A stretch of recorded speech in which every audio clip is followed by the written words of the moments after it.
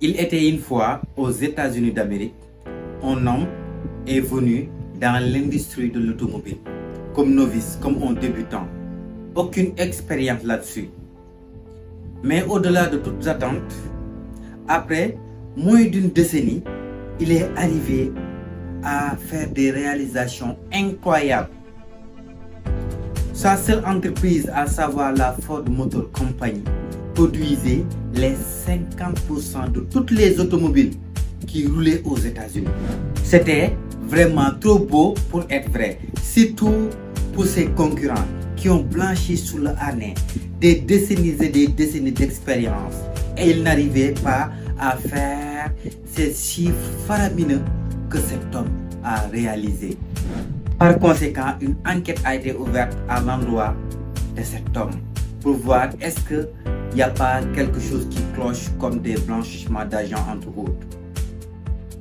Mais après des recherches approfondies, les enquêteurs ont trouvé que les mains de cet homme étaient blanches comme neige.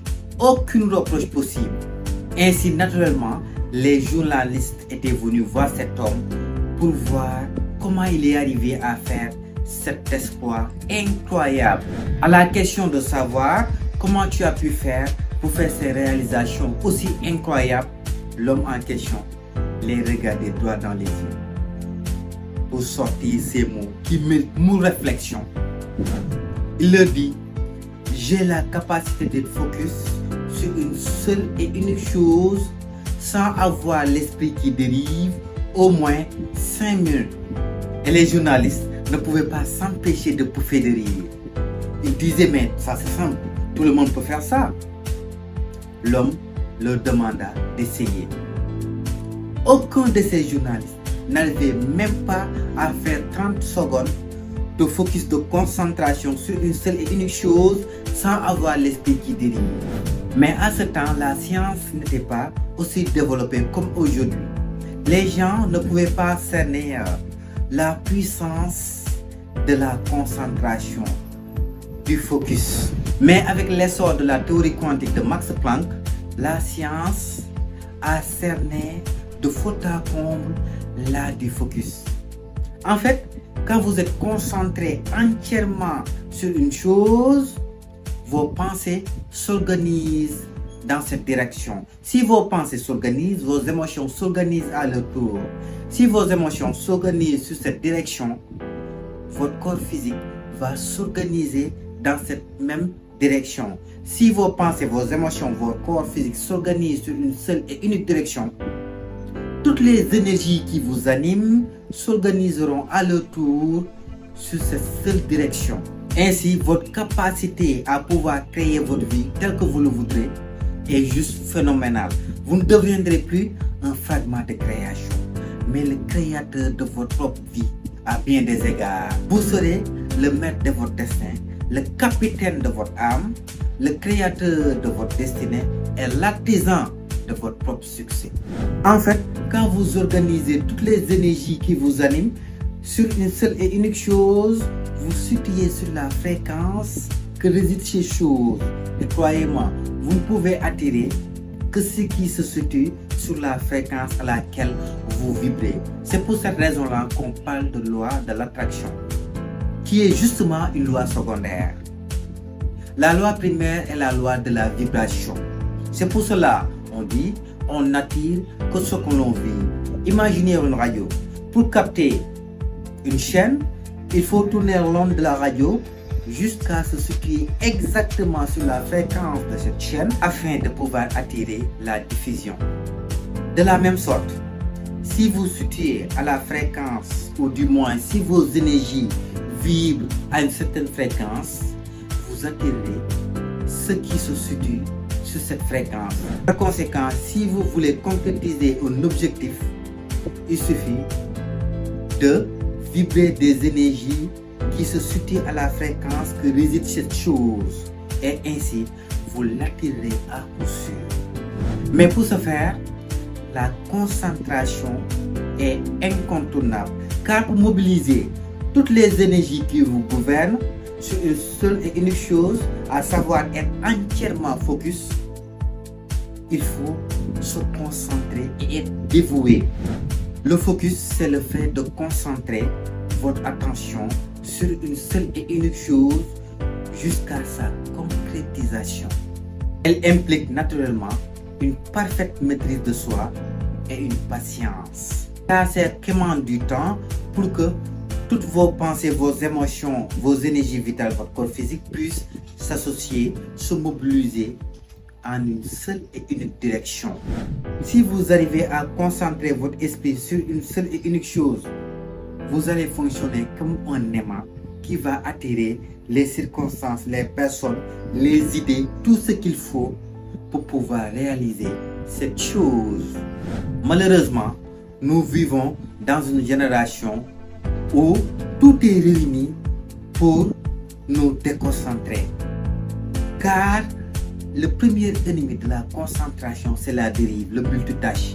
Et vous n'êtes pas sans savoir, avec l'essor de ces réseaux sociaux, où nous sommes toujours ou souvent en train de scroller, de switcher à gauche, à droite sur différents réseaux, nous dégradons littéralement notre capacité à être focus sur une chose. Bien que notre pouvoir de création réside dans cet art du focus. Si vous êtes une foudre de guerre, vous ne ménagez aucun effort. Vous luttez, vous crapahutez dans les terrains les plus inhospitaliers de la vie.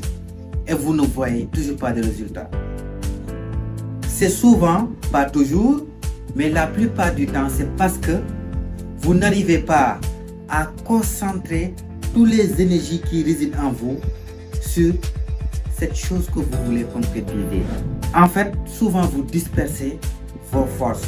Vous êtes dans autre chose. C'est comme si vous bâtissez avec une main, vous détruisez avec l'autre. Et vous n'êtes pas sans savoir, c'est plus facile de détruire que de construire. Tous ces dérives, à savoir ces réseaux sociaux, le fait que vos pensées ne sont pas organisées. Vous pensez à tout et n'importe quoi. Vous éprouvez des émotions qui s'opposent. Vous n'êtes pas centré. Vous faites preuve d'ambivalence. Tantôt vous pensez à ça, tantôt vous pensez à autre chose. Tantôt vous éprouvez des émotions positives, tantôt vous éprouvez des émotions négatives. Toute cette contradiction fait que vous n'arrivez pas à vibrer les énergies idoines afin de pouvoir attirer ce que vous voulez. Et là, il y a quelque chose que vous devez comprendre. C'est pas parce que vous êtes là, vous pensez à la chose et la chose apparaît comme par hasard. De toute évidence, c'est tout juste rêver debout. C'est impossible. Ce qui se passe est que les actions que vous mettez en place ne sont que la finalité d'un processus initié par la pensée et gouverné par l'émotion. En termes simples, votre vie est là parce que la pensée est créatrice, la pensée est à la source. Votre manière d'agir, l'action que vous avez posée pour réaliser ce que vous avez pu réaliser dans la vie. Qu'est-ce qui vous a orienté à mettre en place ces actions propices? Vous l'avez choisi parmi un nombre incalculable d'actions possibles. C'est parce que tout simplement, vous avez des pensées qui soutiennent la réalisation de cette chose. Ainsi, ces pensées ont éveillé en vous des émotions et ces émotions ont déterminé des vibrations idoines. Ces vibrations vous ont incité à agir de cette manière spécifique qui vous a permis de réaliser cela. Ce faisant, vous devrez comprendre la pensée précise, concise, maintenue jusqu'à une certaine durée est la solution à tous nos problèmes. La source de l'opulence, des biens matériels est la cause de la réalisation de tous les rêves que nous puissions avoir. Cependant, pour arriver à aiguiser en vous cet art de pouvoir être focus sur une seule et unique chose, il faudra de toute évidence faire preuve de discipline. La discipline qui signifie le fait de faire ce que nous avons prévu de faire en dépit de l'absence de toute envie de le faire est le fondement même de la concentration.